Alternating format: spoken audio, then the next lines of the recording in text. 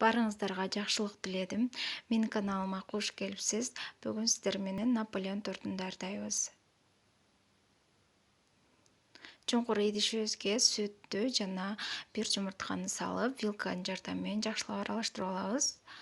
Содага уксусту кошуп, эритип алып, аны да кошуп жакшылап аралаштырып алабыз. Сливочный маслону салып, вилканын жардамы менен басып эзип чыгабыз.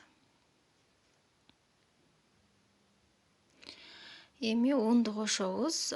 Унду кошуп алгандан кийин колубуз менен камыр илеп алабыз, жумшак. Бир аз аралаштырып алып, столдун бүтүн үстүнө коюп алабыз да камырыбызды.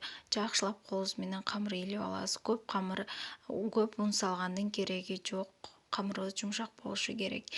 Эми камырды тыныктырбай эле колубуз менен ушундай кылып, узун кылып, колбаса түрүндө кылабыз формасын. Анан бычак менен 6 бөлүккө бөлүп алдым.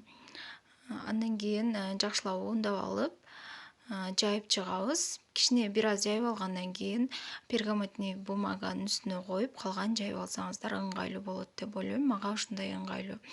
Эми жука кылып жайып алгандан кийин вилканын жардамы менен бир аз ушундай жакшы бышышы үчүн, тегиз бышышы үчүн ушундай кылып бетинен тешип чыгабыз.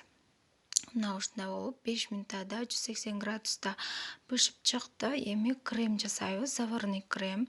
Сүткө 2 жумуртканы салып, жакшылап венчиктин жардамы менен аралаштырабыз. Сахарды салып, 2 кашык un салып, орточо ылдамдыктагы отто кайнаганча, коюланып кайнаганча аралаштырып отурабыз. Кремди жасап жатканда сөзсүз түрдө аралаштырып отурушуңуздар керек, болбосо күйүп кетет. Мына ушундай болуп крем пайда болду. Эми муздатып алгандан кийин сливочный масло кошуп миксерлеп алабыз. Эми тортубузду жыйнап баштайбыз.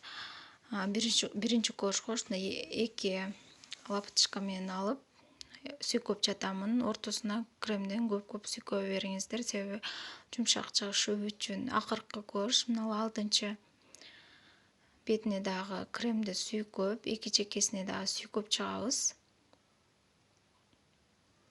Жакшылап сүйкөп алабыз. Мына ушундай кылып сүйкөп алдым. Эми ошол чекесиндеги кыркындыларды майдалап алып, бетине жакшылап себелеп, чекелерин дагы себелеп кооздоп чыгабыз. Мына ушундай биздин торт даяр. Оп-оңой, эч кандай кыйындыгы жок. Сиздер дагы сөзсүз түрдө жасап көрүңүздөр. Холодильникке бир 5-6 саатка кармап, таңертең кесемин. Мына кесип жатам. Ушундай болуп, аябай даамдуу болуп чыкты. Сиздер менен болгон Жайнагүл. Менин каналыма подписация болуп, лайк басууду унутпаңыздар. Барыңыздарга аш болсун.